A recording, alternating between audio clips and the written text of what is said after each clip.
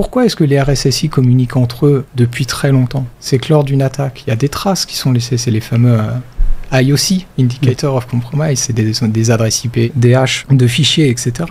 Du moment où toi t'es attaqué, tu commences à collecter cette information. Tu récupères autant de traces qui permettent aux autres de détecter l'attaque dans leur propre système d'information ou de se protéger. Et finalement, en communiquant, qu'est-ce que tu crées? Tu crées de la confiance. Tu viens dire en fait à tes partenaires, bah ouais, nous on s'est fait attaquer, mais voilà, je vous donne tous les éléments qui vous permettent de vérifier immédiatement chez vous si ça a débordé chez vous, en venant de chez moi, ou si vous subissez une attaque similaire du même attaquant.